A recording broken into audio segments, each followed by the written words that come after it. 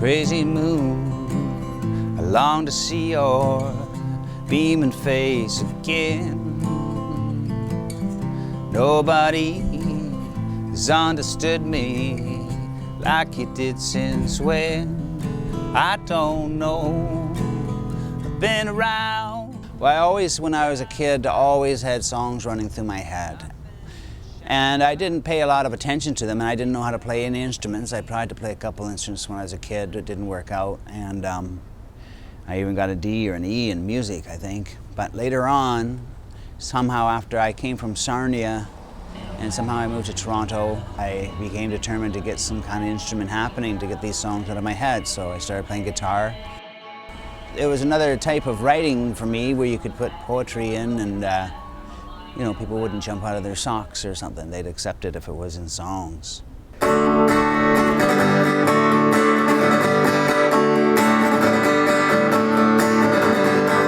get nothing happening in this job. I'm too proud to fake, too lazy to rob. Can't get nothing happening in this place. It was always the lyrics that first attracted everybody to Kyp. Just these songs that could go on for, it seems forever, and that's certainly not an insult. Just so prolific, and I remember his early songs like Hanging in the Window of a Butcher Shop and Allison, and just some of these beautiful songs. And he was never afraid really to take a chance on stage. He was just really let it all hang out. And I was always impressed with that. Well, the criminal class and the ones in power are one and the same, making love in the shower, gonna get married, picking out plates. Evil and stupidity make fabulous bedmates. Remember when they told you you could be anything at all? Never told you about the lies, fools and idiots crowding up the hall. But it's lucky for you I'm in a good mood today. The idea of social protest or social issues in the music, to me, is just part of the job description. All the great songwriters that I love, whether it's Neil Young or Woody Guthrie or, you know, Lennon or Dylan, they always had that feeling of some protest against the way things are going on. And that's also just part of rock and roll. Like, that's, to me, it's not about conforming, and it's not about the mainstream, and it's not about the middle of the road.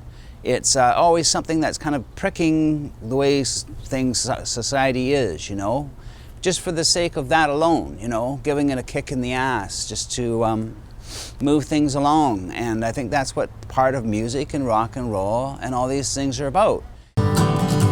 The senselessness is endless, you can't take it seriously. That the poor will pay for the sins of the rich is the only certainty. Ignorance is worship, it's all part of the plan to get a hold and keep a hold of everything they can. The elite and decadent, defenders of the wealth, prepared to tear the whole thing down and keep a little more for themselves. But it's lucky for you I'm in a good mood today. Well, my goal is to write music is really just to express myself and create art. It's just a natural thing to me. Like, music is a natural thing to all little children. They make music from an early age, but then they forget how to do it, just like all little children draw. And so I'm just trying to stay alive, like spiritually alive, you know? Like, you know, you can stay physically alive, and there's a lot of people who are staying physically, but not spiritually alive, and that's my way of doing it. That's my goal. And then on another level, it's like, yeah, I mean, to turn people on, inspire people, hopefully, and that's, any kind of art does that, I think, is supposed to do that, and to,